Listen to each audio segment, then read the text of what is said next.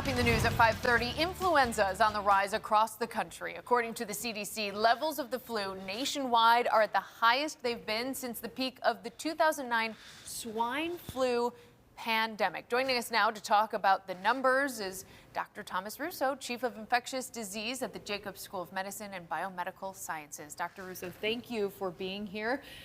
We were saying we haven't seen you in a little while since COVID. We had you on our air for so long during that period. But we're talking flu. Tell me about those numbers. Is it alarming in your mind, the numbers we're seeing right now? Alarming is not the word I would use. Okay. We expect a lot of flu cases this time of year. However, we've had more than usual. More than usual. It's estimated that we've had 625,000 hospitalizations to date, nearly 25 million infections, and unfortunately over 13,000 deaths so far. And 57 of those, quite sadly, have been in our pediatric population. Wow.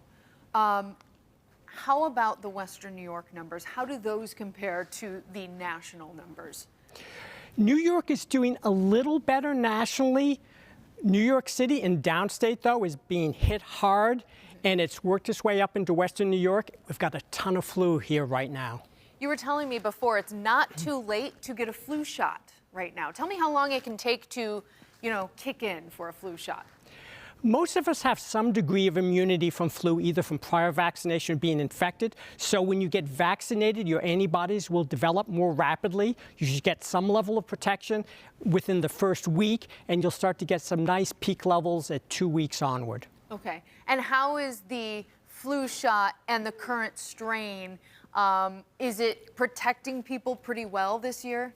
It's a pretty good match this year, but I think it's important for people to realize that our flu vaccine is not perfect. Although it will decrease the likelihood that you're going to get infected, the main goal of our influenza vaccine is to decrease the likelihood that you develop serious illness, land in hospital, and have a bad outcome. And if we could convert the common cold if we could convert a potentially lethal infection like influenza into the common cold, I would call that a victory. Okay. Let's talk about hospitalizations. When is it time to say, I think it's time I need to go to a hospital? What are those symptoms for? People will feel pretty miserable with flu. It hits them quite suddenly with fever and headache and sore throat and runny nose being the most common symptoms.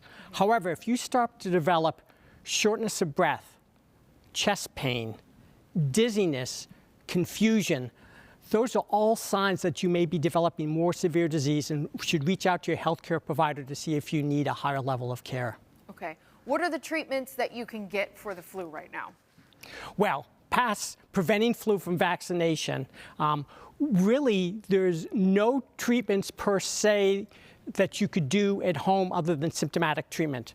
We do have an antiviral called Tamiflu, but it only really decreases the duration of symptoms for a day or so, so it's not absolutely great. Other ways you can prevent flu, if you're in those high-risk groups, which are our seniors, those with underlying disease, compromised individuals, if you're pregnant, or even if you're a young child in the first 5 years of life, those are the high-risk groups. Maybe when you're in an indoor setting where the ventilation is poor, you might want to think about wearing a mask, or certainly you want to avoid any individuals that may be sick and have the flu. Okay. And this is happening while we also are dealing with norovirus, RSV potentially, and still COVID. What are you seeing with all of these kind of mixed together here? We've got all sorts of respiratory viruses circulating right now. COVID is smoldering. Okay. It's still with us. It's still actually causing a significant number of deaths on a weekly basis, similar to influenza. It has not peaked, though. Cases have been down compared to last year. Hospitalizations have been down. I'm hoping we won't have a peak coming up, but we'll just have to wait and see. RSV is on the decline, and those are our three big respiratory viruses. And lastly, norovirus, which a lot of people have been talking about, causes a syndrome of some combination of vomiting, diarrhea, 24 to 48 hours of total misery. Yeah. But most people will get better on their own. The secret with that is maintain good hydration. Okay, Dr. Russo, thank you so much. Very informative. Hopefully people take these precautions and stay healthy out there. Thank you. My pleasure.